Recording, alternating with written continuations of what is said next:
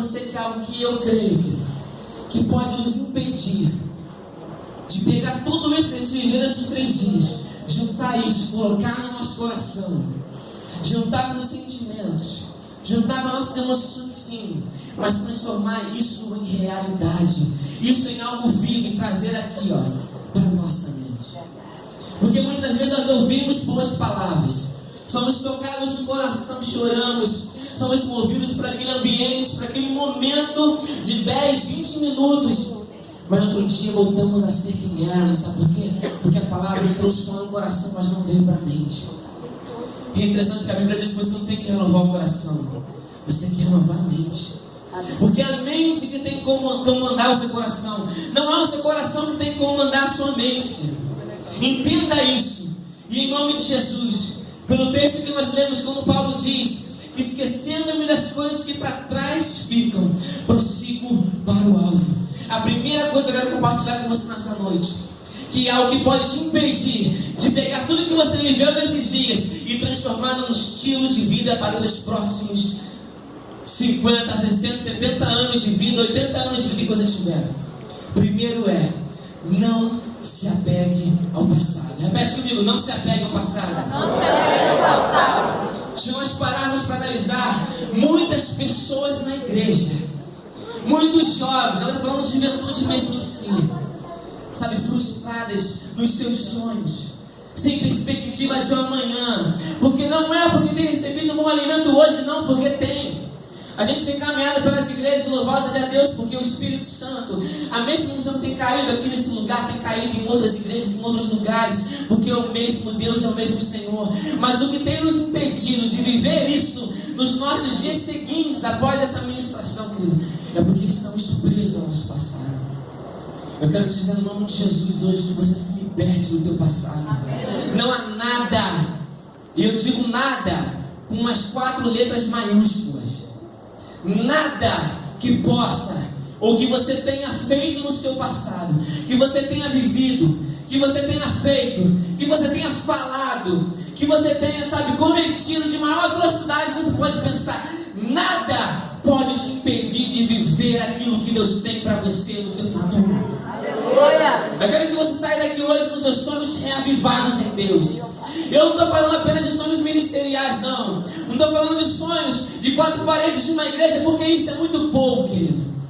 Eu não estou falando apenas de sonhos de você tocar, de cantar, de pregar, mas os sonhos para a sua vida. O que você tem almejado em Deus, o que você tem buscado de um futuro. A Bíblia diz assim: eu é que sei os pensamentos que tenho sobre vós do Senhor, pensamentos de paz e não de mal, para vos dar o fim que desejais. Qual é o fim que você deseja para a sua vida? O que você tem de expectativa para amanhã? Não permita que tudo isso que Deus colocou no seu coração.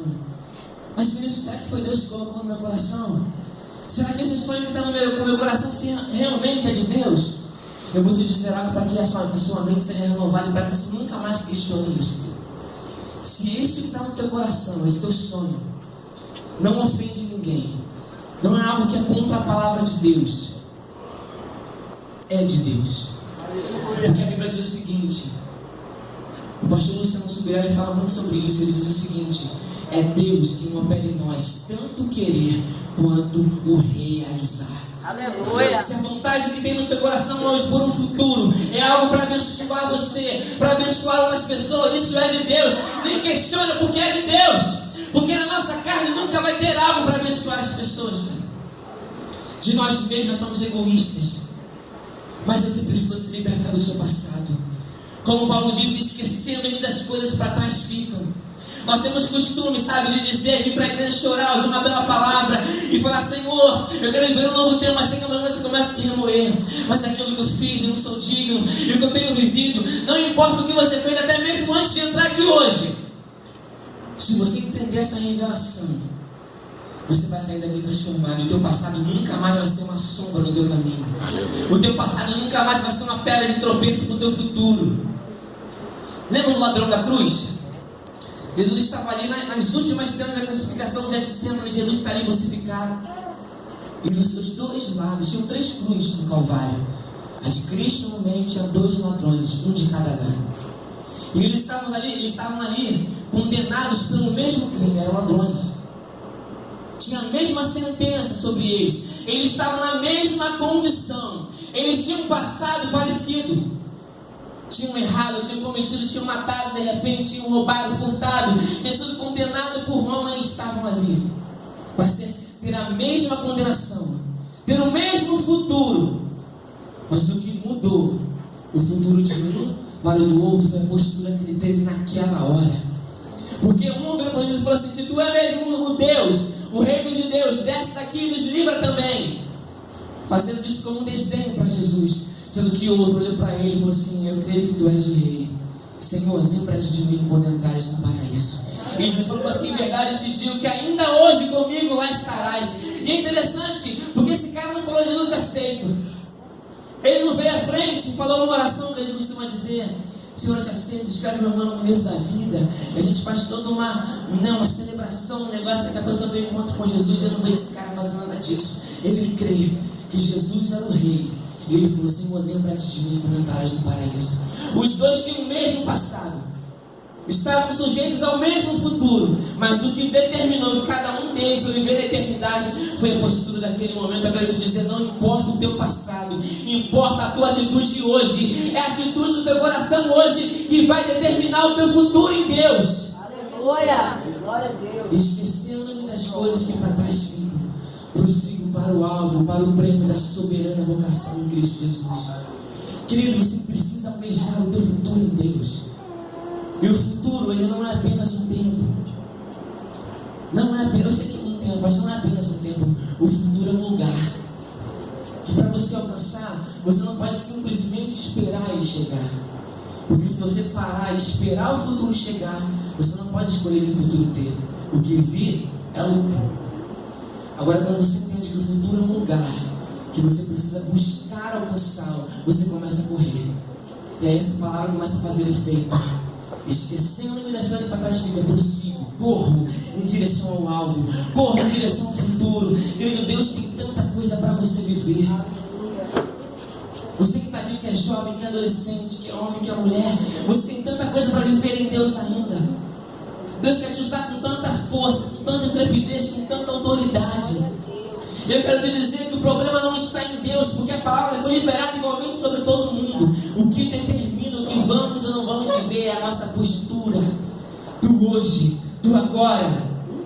Não importa o teu passado, deixa ele para trás e prossiga para o prêmio da soberana vocação em Cristo Jesus. No versículo 12 de Filipenses, abre aí, a gente leu 13, abre agora no 12. Diz o seguinte: não que já tenha alcançado ou que seja perfeito, mas vou prosseguindo, para ver se poderei alcançar aquilo para o que fui também alcançado por Cristo Jesus. Eu amo nesse versículo que ele diz assim: eu não penso que eu já cheguei onde eu queria chegar. Em outras palavras, ou que eu esteja perfeito, mas vou prosseguindo. Não importa se você olha para você hoje e vê imperfeições. Não importa se as pessoas olham para você e vê defeitos, e vê limitações, e vê problemas. Querido, vai prosseguindo. Querido, vai caminhando. Porque as dificuldades a gente vai vivendo no nosso dia a dia. A gente vai rompendo, a gente vai crescendo.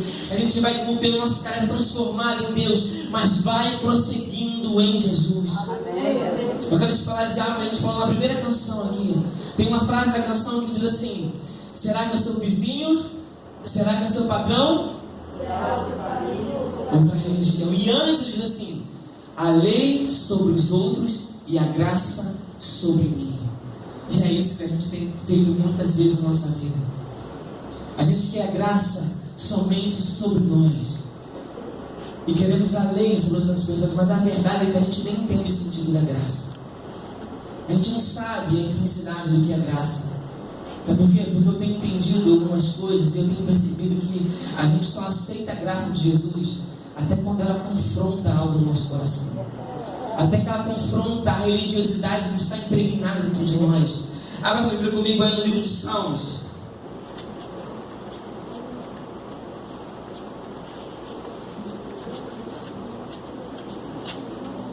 Salmos 103, versículo 10.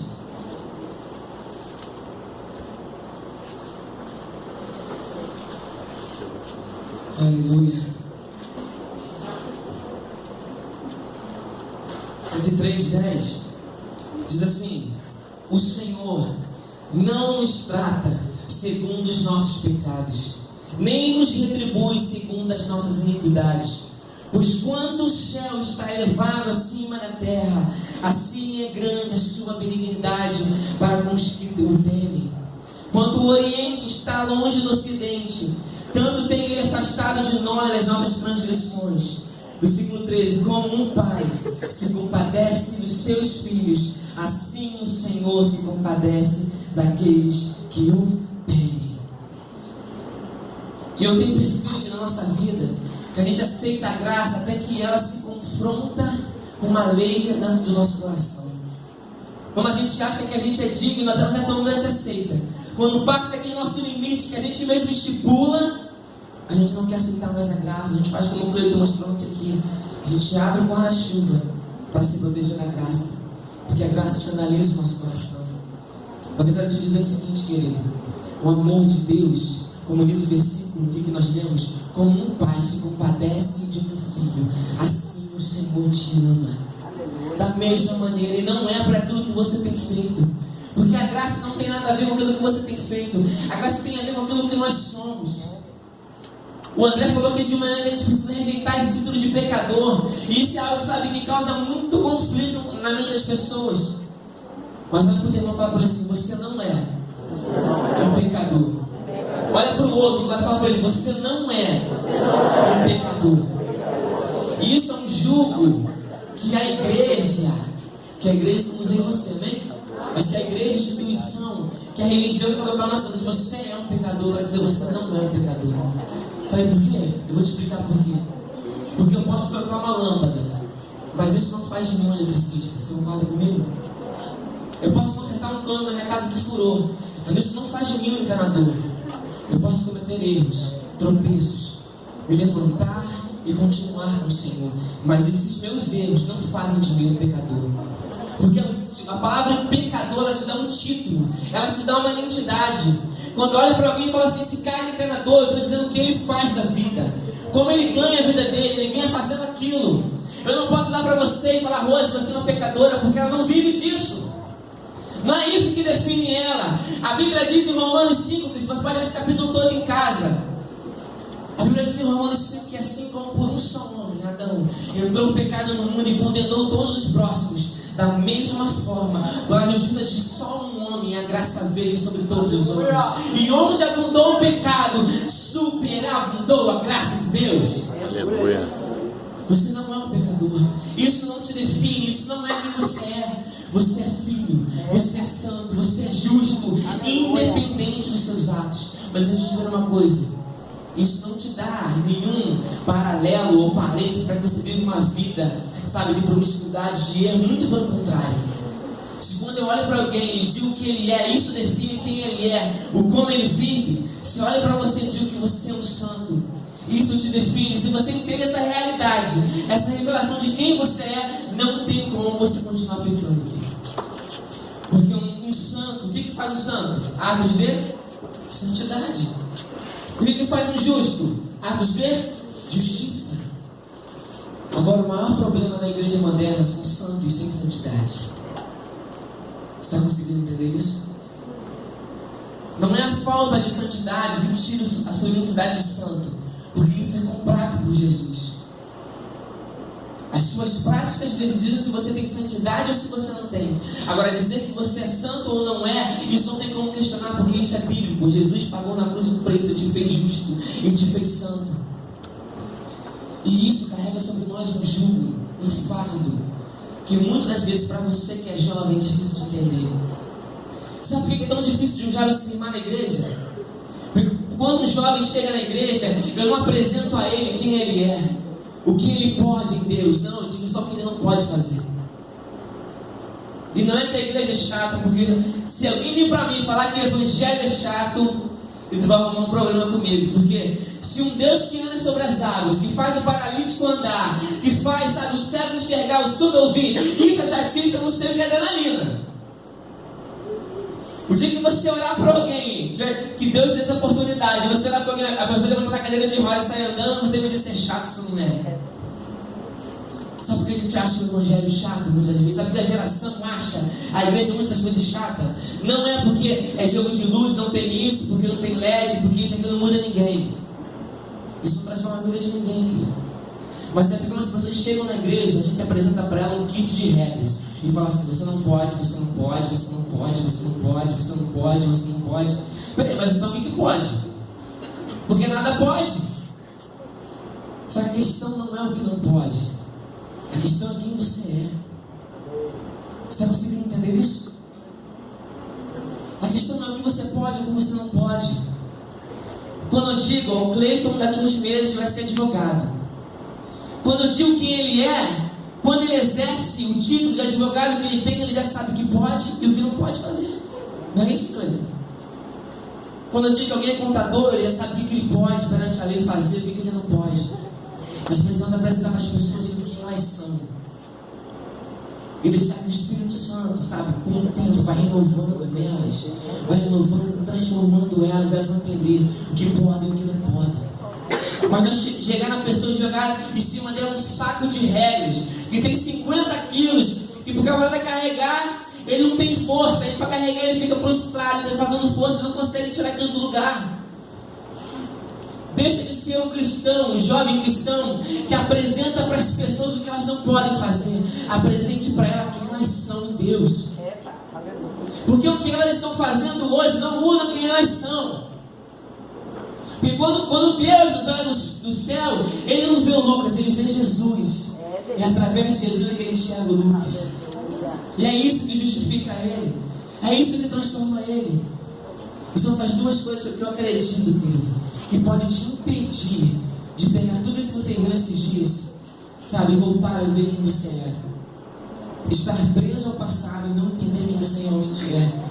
Que você veio aqui, você pulou, você dançou, você viu com as palavras, você veio aqui na frente, ajoelhou, chorou, recebeu de repente uma ministração, uma oração, foi tocado, caiu, rolou. Mas se você não tiver a revelação de quem você é, e quando esses 3 dias passarem, você vai voltar a carregar o saco de regra. Você vai voltar a ter o mesmo peso sobre os ombros e vai voltar a ser exatamente a mesma pessoa que você é. Eu não estou aqui hoje para te apresentar uma lista de regras, um checklist. Você não pode, você não pode. Não, eu estou aqui para dizer quem você é. Você é um príncipe, uma princesa do Senhor. Você é rei, sacerdote. Você é a nação eleita, o povo adquirido, o sacerdócio real, a nação santa do Senhor. Glória, aleluia. É isso quem você é. E quando você tiver essa revelação de quem você é dentro de você, você fica, sabe, impossibilitado de deixar de ser quem você é. Porque isso te impregna. Eu tenho caminhado com o Cleiton, eu tenho visto tão lindo isso, sabe, a transformação que Deus tem feito no coração desse cara. Ele olha e fala, mas se eu não conseguir enxergar dessa forma, eu enxergava dessa maneira, e Deus hoje sabe ter me tratado. Cada palavra que o pastor Luciano ministra, sabe, vem quebrando o paradigma da minha mente. Sabe por quê? Porque ele está entendendo quem ele é. Essas mensagens sobre o reino de Deus que a gente tem ministrado aqui, você precisa entender quem você é, querido. E quando você entende quem você é, você não consegue mais voltar a fazer o que você fazia. Quando você tinha um título de pecador, você fazia só pecado, vivia no jogo do pecado. E você vive tentando sair da lama e patina e cai, e tenta respirar e patina e cai. Sabe por quê? Porque estão te colocando ali. O seu lugar é aqui. Mas quando você diz, não, você está aqui, mas o seu lugar é esse. É isso que você é. O seu lugar é no reino de Deus. É sentado nas regiões celestiais, governando ao lado de Jesus, porque é isso que a palavra diz. Quando você entende quem você realmente é, você não consegue mais deixar de ser isso. Isso te define. Você está na igreja, você é filho. Você está lá fora, você é filho. Você está no trabalho, você é filho. Você está na sua empresa, você é filho. Você está na escola, você é filho. E é isso que eu quero que você se prenda nessa noite. Aleluia. Sai daqui com isso no teu coração. Não se prenda no seu passado. E não se esqueça de quem você é. Repete comigo, fala assim, eu não vou me prender ao meu passado. E não posso, em hipótese alguma, esquecer quem eu sou. Fala assim, eu não sou um pecador. Fala, eu sou filho. Aleluia, você crê nisso? Você coloca de pé em nome de Jesus.